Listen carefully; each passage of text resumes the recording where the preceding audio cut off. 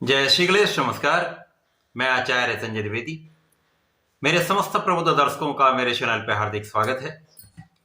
प्रिय दर्शकों, आज मैं सिंह राशि का दिसंबर माह का मासिक राशिफल लेकर आपके सम्मुख उपस्थित हूं। दिसंबर माह में जो ग्रहों की स्थितियां तथा जो ग्रहों के परिवर्तन होंगे वो इस माह में आपको किस प्रकार का लाभ देने जा रहे हैं, किन भावों में प्रबलता आएगी, इस माह में आपका स्वास्थ्य कैसा रहेगा, शिक्षा, ज्ञान, संतान का पक्ष कितना बलवान रहेगा, इस माह में आपके कार्यक्षेत्र में कितनी प्रगति होने वाली है, भाग्य का कितना साथ मिलेगा, धन का कितना लाभ आप प्राप्त करने वाले हैं, तो सुख संपदा का अर्जन कितनी मात्रा में होगा, इसी प्रकार से यदि कहीं पर कोई समस्या है तो उसका क्या निराकरण, संपूर्ण विश्लेषण मैं पूर्ण तरीके के साथ करने जा रहा हूं।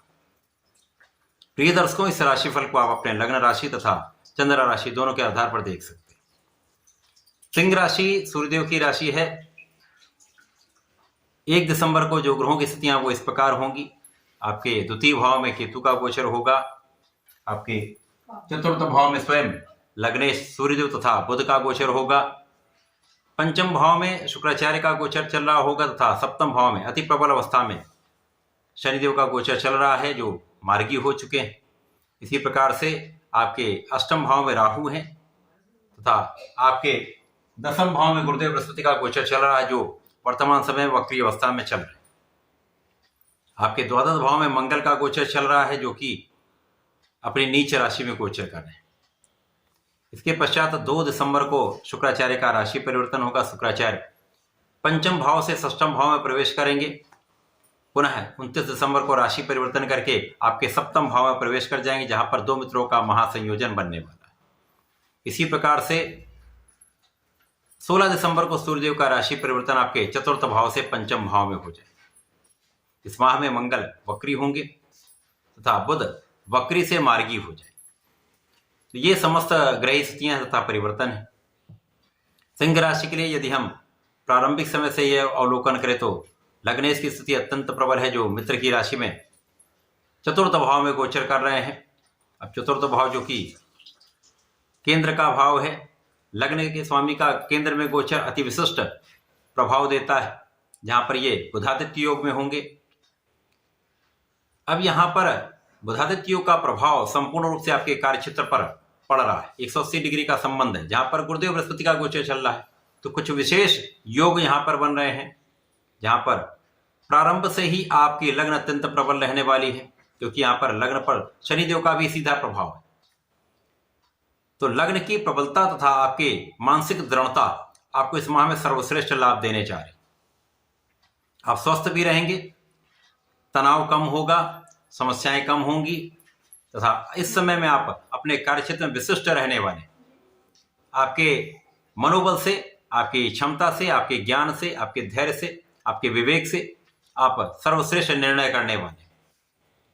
इस समय में ज्ञान भी आपका बहुत अच्छा रहने वाला है, ज्ञान का भाव विशिष्ट रहेगा। तो जो जातक पढ़ाई कर रहे हैं, शिक्षा के क्षेत्र में हैं, उनको अच्छा लाभ प्राप्त हो रहा है, वो अपने शिक्षा में बहुत अच्छा करने वाले हैं। इसी प्रकार से जो लोग प्रतियोगिता परीक्षा की तैयारी कर रहे हैं उनके भी लाभ में वृद्धि होगी। आपके प्रयास सफल होने का संपूर्ण योग बन रहा है। इस समय जो लोग व्यापारिक भाव में हैं वहां पर यदि आपका धन कहीं पर फंसा हुआ है तो आपके प्रयासों से बड़े आसानी से धन वापस आ सकता है। आपके प्रयास सफल होंगे, लोगों का संपूर्ण सहयोग आपको मिलेगा। व्यापार में जिन लोगों के साथ आप कार्य करते हैं, व्यापार करते हैं, उनका पूर्ण रूप से सहयोग तथा संयोजन बहुत अच्छा रहने वाला है। माता पिता के सुखों में वृद्धि होगी, माता पिता का संपूर्ण आशीर्वाद आपको प्राप्त होगा। इस समय में कार्यक्षेत्र में बड़े अवसर आपको प्राप्त हो सकते हैं, अवसरों की वृद्धि होने वाली, नई अपॉर्चुनिटी मिल सकती है अथवा पद वृद्धि हो सकती है, कार्यक्षेत्र का विस्तार होगा तथा आपके अधिकार में भी विस्तार होने वाला है। इस समय में आप बहुत प्रबल रहने वाले।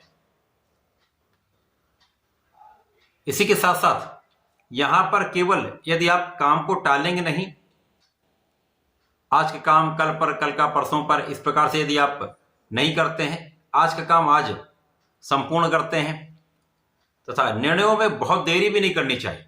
निर्णय यदि कोई अच्छा करना है, सोच विचार कर निर्णय लेकर आप निर्णय कर लेंगे तो यहाँ पर आपको लाभ भी अत्यंत प्रबल प्राप्त होने वाला है।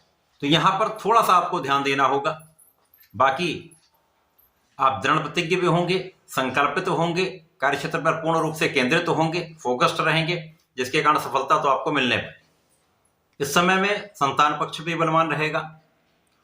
प्रेम संबंधों के लिए ये समय ठीक। इस माह में गुरुदेव बृहस्पति तथा शनिदेव का संपूर्ण प्रभाव आपके लग्न पर है। गुरुदेव का चतुर्दशम का संबंध है, शनिदेव का 180 डिग्री पर संबंध है।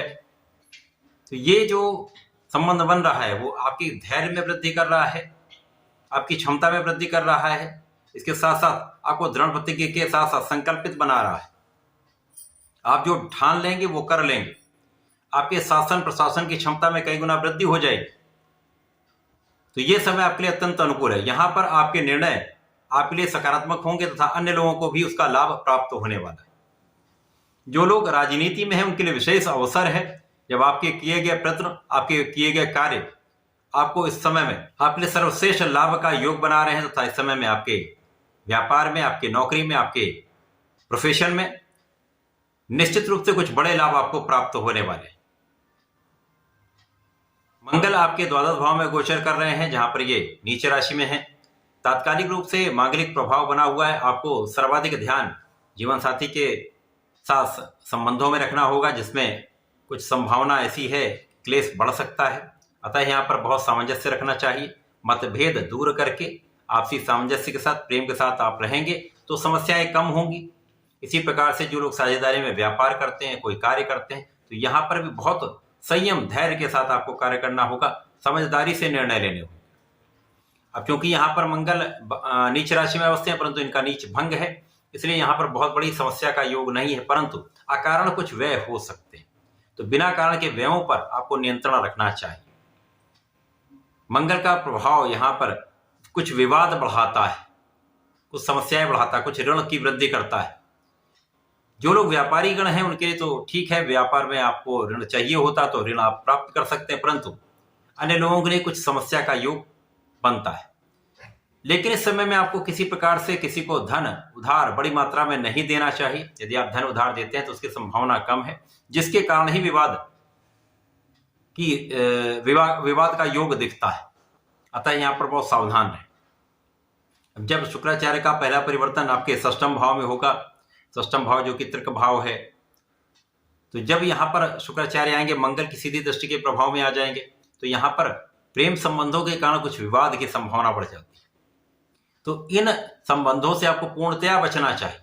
किसी भी स्त्री का अपमान न करें तथा किसी भी प्रकार के विवाद से दूर ही रहें, चाहे आपका हो या आपके मित्रों का हो। किसी भी विवाद से आपको दूर रहना ही इस समय में श्रेष्ठ है। इसके पश्चात जब सूर्यदेव का परिवर्तन आपके पंचम भाव में हो जाएगा, तो यहाँ पर लग्न के स्वामी पंचम भाव में आकर आपके ज्ञान को विस्तृत कर देंगे। जो लोग प्रतियोगिता परीक्षा की तैयारी कर रहे हैं, सरकारी नौकरी के प्रयास में, उनका ये प्रयास निश्चित रूप से सफल हो जाएगा। आपको सरकारी नौकरी के प्रयास में सफलता मिलेगी। नई नौकरी के प्रयास में आपको नए अवसर प्राप्त होंगे तथा पद की वृद्धि तथा कार्यक्षेत्र में विस्तार का पूर्ण योग बन रहा है। आपके ज्ञान से, आपकी शिक्षा से, आपके योग्यता से धन लाभ के बड़े योग बन रहे हैं।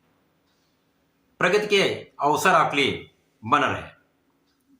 इसी प्रकार से जब शुक्राचार्य का अगला परिवर्तन आपके सप्तम भाव में हो जाएगा, यद्यपि ये 29 दिसंबर को होगा, परंतु यहाँ पर शनि और शुक्राचार्य का संयुक्त प्रभाव निश्चित रूप से आपके लिए कुछ विशेष है, क्योंकि यहाँ पर ये आपके लिए कर्म भाव के स्वामी है तथा आपके पराक्रम के स्वामी।